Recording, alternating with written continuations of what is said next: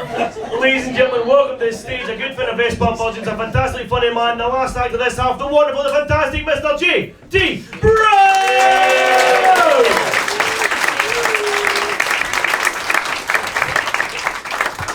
Still bright, Hey, just before I start, I've been admiring this curtain.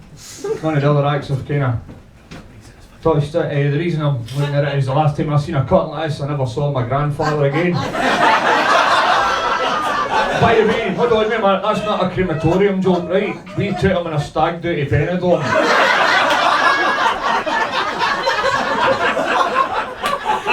Went to her house. There was an argument over the price of a gobble. Through the curtain, stabbed. Right. Anyway. That's fucking true. Anyway. How you doing? Alright, aye. Good, good. I'm a wee bit nervous, right? Just, you have to bear with me, because the last time I stood in a room like this, with this many people looking at me, I get community service. So, again, true. 70 hours left. Anyway, you're looking at me and thinking, you're Scotland's answer to Danny Dyer. You'd be right, because me and Danny Dyer have both had our cunts kicked in and outside over 1,000 pubs. And we're absolute dicks. No, I come from a town called Coat Bridge. You heard of Coat Bridge? That's the biggest cheer Coat Bridge has ever had. This is a town famous for fuck all. This is a town that when Marks and Spencer's announced they were going to build a shop in the town, the locals get a petition to the council to have a meeting with Marks and Spencer's to make their food cheap, because we don't want any of that fucking posh food in Coat Bridge. They're saying that $2.60 for a bag of sliced carrots is fucking scandalous, man. Coat Bridge is a town where the local delicacy is life itself. It's a town where you can be disabled and treated like you're pretending you're fucking disabled. It's got more pubs than people, more chemists than Christians. And Michelle McManus went to school there. So it's a fucking... That's the town. In Coat Bridge, the men are men and the women are men. Anyway. Aye, so we get a couple of these and some of these look happy, some of these don't. The happy ones you're no married or in a couple. The miserable ones, you're grinning and bearing it. You've been married a long time? Aye. Too long? Hey, give me a cheer if you met your partner online.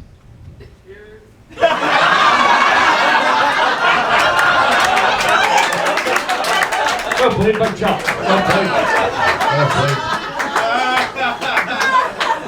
If you tell everyone that you're with the night you actually met in a fucking pub, and this is you just to carry the bag.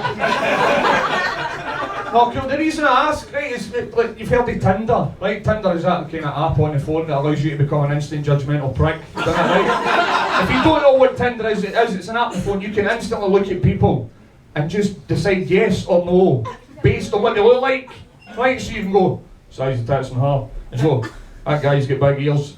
I was a Tinder no many a time. And what happens is until you click yes, then the two you've got a group on, 2 for 1 at Pizza Express.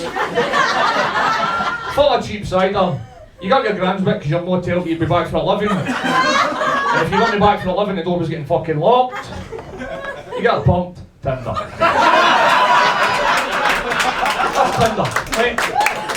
But I seen something the other day, it was an interview in The Guardian. I fucking read The Guardian. I found it in the train, it was on the paper there. And it was the owner of Tinder. And he was getting interviewed and he was asked the question, why the name Tinder?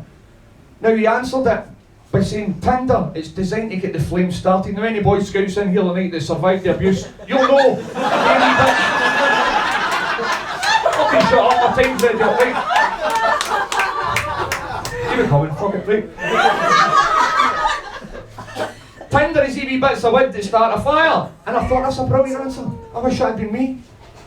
So I started looking at other dating websites and why they're called what they're called. And the first one I looked at was eharmony.com. We've heard of eharmony.com. The E, we're in Glasgow, but it doesn't stand for ecstasy. It stands for electronic. It's eharmony.com, designed to find you peace, love, harmony in your life, eharmony.com. The next one I looked at was uniformdating.com. We've seen the advert of a wee cartoon fella. That's designed for police, Jannies, bin men, McDonald's staff. You guys are there? How you doing? The last one I looked at was plentyoffish.com. Now the reason plentyoffish.com is called plentyoffish.com is because everybody on it is fucking stinking.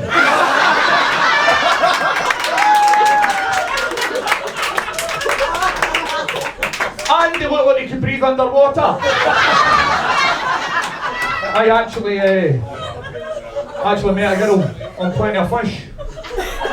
She could breathe underwater. I took her swimming the first date. She fucked off. Never seen her again. But anyway, Yesbar, I'm going to leave you with this. Now, have we got any police officers in the vicinity tonight? I don't care actually. Fuck that one. Don't answer. You'll have heard this misconception about coppers. If you have a bad experience with police, you say, you're a police officer because you were bullied at school, or you were bullied at some point in your life. We heard that one before? Yes. Aye, you became a copper because you were bullied at school. Right, well, I disagree with that misconception because my brother is a police officer. Right, and at school, he wasn't bullied. At school, he was actually quite athletic. He was quite popular with the girls. He was quite bright. He could fight like fuck. So he never became a police. Because he was bullied at school. The reason my brother became a police is because he's a fucking dick. Ladies and gentlemen, enjoy the rest of your night. I'm Jamie Brown.